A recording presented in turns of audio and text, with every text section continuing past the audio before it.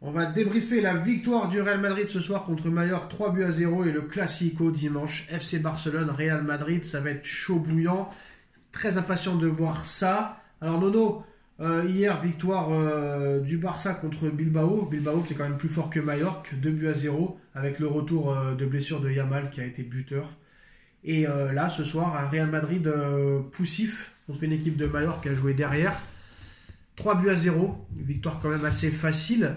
Un Mbappé inexistant, un Bellingham très très bon, un Rodrigo décisif et qui est très sous-coté, et Vinicius qui est en Arabie Saoudite peut-être pour autre chose que pour jouer au football. Qu'est-ce que tu as pensé de cette soirée de Super Coupe d'Espagne, Nono? Et comment tu anticipes le match contre le Barça? Déjà, on va commencer par le commencement. Un Real Madrid poussif en première mi-temps contre un bloc bas très compliqué. Là aussi, pareil, un manque de créativité, manque de tout. Voilà, il n'y a plus de créateurs, il n'y a plus de grands joueurs pour moi de toute façon. À part Bellingham ce soir, quand même. Voilà, à part Bellingham peut-être. Voilà, bon, après, qu'est-ce qu'on peut dire? Bellingham qui ouvre le score. Après, le deuxième but arrive. Après, le troisième, il est anecdotique à la 95e. Donc voilà, victoire sans plus. Et puis je vais te dire, là, mon grand favori, c'est le Barça. Ou quand même que, je vais te dire, au niveau de qualité de jeu, je me régale quand même mieux avec le Barça qu'avec le Real Madrid. Ils en ont pris 4 il y a quelques mois, on verra. En tout cas, 20h dimanche, Barcelone-Real Madrid. En espérant que cette fois, l'équipe 21 ne mette pas ce match en différé. Nono, quel manque de respect ce soir. Bref, il a fallu aller sur l'équipe live pour voir le match. Et voilà, aucun respect. Pour une fois qu'ils ont des gros matchs, après ils vont se plaindre qu'ils font pas d'audience. C'est n'importe quoi. Ça faudra m'expliquer, ça aussi, mais ça, tout devient de plus en plus incompréhensible. Tu crois vraiment qu'ils préfèrent les gens regarder le Dakar plutôt que le Real Madrid? Voilà, je te finis l'histoire. Ils te mettent un reportage du Paris-Dakar pendant... Ah, c'était un reportage en plus? Ouais, il y a un problème. Ou un reportage où je sais pas... Non, c'était la journée d'aujourd'hui. Ou la journée d'aujourd'hui, voilà, sur le Paris-Dakar. Et après, je regarde, je vais sur mon téléphone, Real 1-0. Allez, l'équipe, allez vous faire voir. Non, mais je sais ce qui s'est passé. Ils ont dû recevoir un gros cachet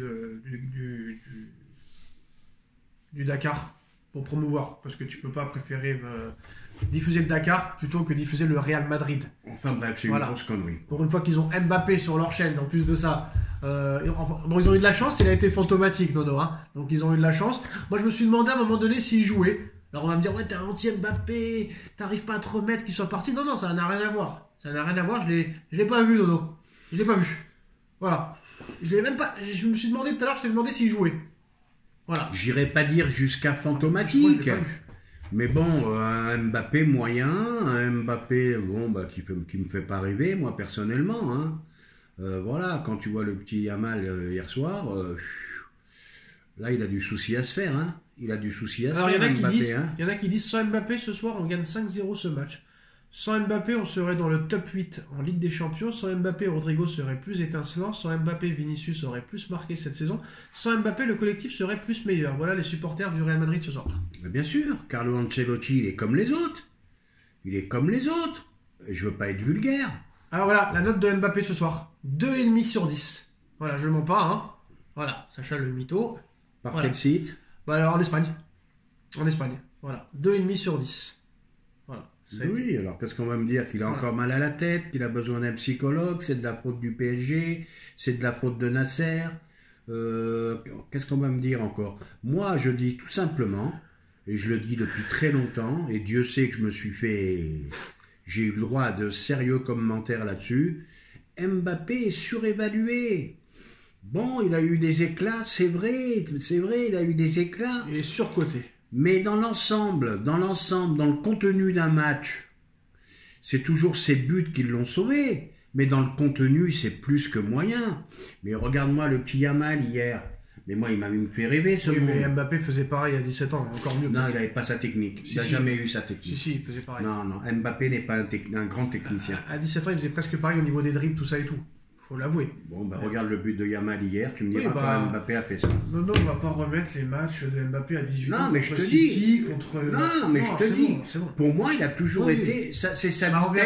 On verra Yamal à 25 ans dans quel état il sera. C'est sa vitesse, son point fort. Voilà. On verra Yamal à 25 ans. Je crois qu'il ira plus longtemps parce que je vais te dire, il use plus de sa technique. En tout cas, à 33 ans, il n'aura pas le niveau de Salah, ça c'est sûr. Ça c'est certain. Donc voilà.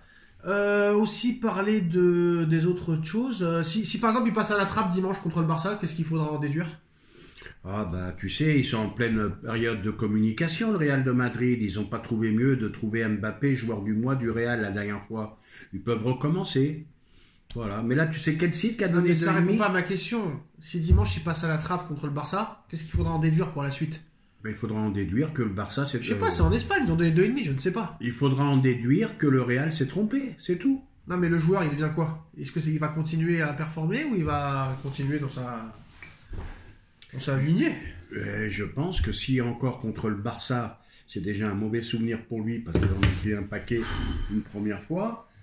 Contre le Barça, s'ils en prennent encore une tannée dimanche, là ça risque d'être compliqué, hein, surtout si lui est encore moyen. Hein. En plus, il n'est pas aidé, hein. Numéro 9, on sait que c'est pas son poste et il le met numéro 9, le gars. Bah, c'est pour ça que ça finira comme ça, Vinicius en Arabie Saoudite et Mbappé aura son côté gauche. Moi, je vous l'annonce à l'avance. Alors parlons de Vinicius, hein, ça a été annoncé aujourd'hui, apparemment l'Arabie Saoudite fait le forcing pour attirer Vinicius l'été prochain. On parle d'un transfert de 300 millions d'euros et d'un salaire de 1 milliard sur 5 ans. Peut-il refuser ça, que ce soit Vinicius ou Pérez? Eh ben, comme on dit dans Le Parrain, dans le film Le Parrain, c'est une offre qu'on ne peut pas refuser. Voilà, ben, il ne pourra pas la refuser, cette offre. Je vais te faire une offre que tu ne pourras pas refuser. Voilà, bravo Sacha. Tu peux me la refaire? Je vais faire une offre que tu ne pourras pas refuser. Voilà, c'est tout, il ne pourra pas la refuser. Il va faire vivre 14 générations derrière lui. Bon, par contre, un petit mot sur Vinicius, je l'aimais beaucoup. Mais depuis quelques temps, je suis très déçu de son comportement. Il en aura le cul d'être là-bas en Espagne. Pardon? Même là, il a commencé avec l'arbitre encore. Hein. Oui, il a recommencé encore aujourd'hui. Et pourquoi il n'est pas suspendu là? Je comprends pas. Je crois que pour la coupe ça compte pas, c'est qu'en championnat les matchs. En Ligue 1 ça compte, hein. En Ligue 1, ouais. Peu importe. Non, les Saoudiens ils vont le recevoir chez lui. Alors pour te finir, moi je l'aimais bien, mais c'est un grand joueur. Mais son comportement sur le terrain, ça devient plus possible. Même là encore avec l'arbitre à la mi-temps, il n'a pas arrêté. Hein. Il n'a pas arrêté. Mbappé qui commençait à faire pareil à un certain moment. Bah, je sais pas ce qu'ils ont. Hein. Je sais pas c'est peut-être les dirigeants. On joue plus les matchs et vous gagnez le Real. Hein. C'est ça. C'est exactement ça. On joue plus les matchs et vous gagnez par forfait. C'est ce que je te disais. C'est ce que je te disais la dernière fois lors du dernier match de mercredi contre Valence là en championnat. Ah, ça a été une calamité. La dernière fois ou non, il y a une semaine, je t'ai dit vendredi dernier. S'ils veulent, on joue pas et on les fait gagner tout. À un moment tu joues plus. Ouais, faut arrêter. Mais voilà, les Saoudiens ils vont leur dire. Et Vinicius, avant d'accepter, il va lui dire ok, d'accord, mais combien? Allez, 1 milliard, machin, ça, tu peux pas refuser. Et les Saoudiens, ils vont faire d'accord. Mais avant qu'il ait le contrat, ils vont lui dire c'est la première fois que tu me mets les pieds chez moi. Et tu ne m'apportes même pas le café. Et voilà. Bravo. Tu n'apportes même pas le café. Donc voilà, qu'est-ce que tu veux que je te dise? Je suis déçu. Méfie-toi de tes ennemis, mais de tes amis encore plus. Voilà, non, parlons sérieusement, voilà. Non, mais je suis déçu. Curieux de voir ce match. Si vous avez la grippe, force à vous. Curieux de voir ce match quand même dimanche contre le Barça, Nono, parce que là, on a vraiment deux styles différents, avec des joueurs qu'on attend là vraiment. Parce que là, si Yamal réussit, on va critiquer Mbappé. Si Mbappé réussit, on va critiquer Yamal. Si les deux réussissent, c'est encore mieux. Et si les deux ne performent pas, ça va être chaud. Mais voilà, on sait que le Barça va jouer à 11 devant, les autres à 11 derrière et jouer le contre. Est-ce que ça va être un match comme le 4-0 la dernière fois ou ça va être plus serré? Comme tu as dit, hein, le Barça va priver le Real de ballon. Donc le Real va miser sur les comptes, la vitesse de Vinicius, de Mbappé. Et le Barça, le jeu collectif, les individualités et Lamine Yamal, pas en plus. Voilà, donc les dernières informations, rien pour l'instant n'a bougé, Nono, hein, on va pas parler pour rien dire. Voilà, Marmouche à City, Kourhanov à Manchester City aussi, 130 millions sur 2 joueurs. Et Gvara maintenant attend l'accord entre le Paris Saint-Germain et le Napoli. Et là on a vu la valeur marchande des joueurs du Paris Saint-Germain à l'heure actuelle. Beraldo, 68 millions d'euros, Nono. D'après le CIES Football, Beraldo est évalué à 68 millions d'euros. Barcola 94, Simons 95, Warren Zaïre-Emery 103 millions d'euros, Joao Neves 106. L'observatoire du football, Nono, est-ce qu'il regarde vraiment les matchs? Je ne sais pas. Oui, ça aussi, ça me gonfle. Ouais. Ça me gonfle. Moi, s'il me propose ces sommes-là pour ces 5 joueurs, je les laisse partir. Hein. Beraldo, 68 millions, faut arrêter. Là, c'est l'observatoire du football. L'observatoire C'est du football. Je connaissais pas cette... Et engagez-moi, moi, je vais vous faire des vrais institut. articles. Engagez-moi. Bah, si tu connais, arrête, Nono, tu vas pas être Alzheimer, toi aussi. Ben non, l'observatoire du football, c'est quoi? Arrête, Nono. Bah, L'observatoire du football, c'est... Parle-moi de Transfermarkt, mais Non, ne mais- parle pas de l'observatoire Non, du mais c'est football. les Transfermarkt qui sont plus légitimes qu'eux, en tout cas. Hein. Ouais, oui, voilà. voilà, c'est plus Transfermarkt, sérieux autre quand chose. même. Voilà. Transfer Market. Non, Transfer Market. Market, ouais. Ouais, voilà. Donc, dites-nous en commentaire. Et voilà, bon, bah, pour l'instant, ça n'a pas bougé depuis quelques heures pour Kvaratskhelia. Donc, voilà. S'il y a de nouvelles infos, on viendra vers vous. Merci, Nono. Tchuss. Tchuss.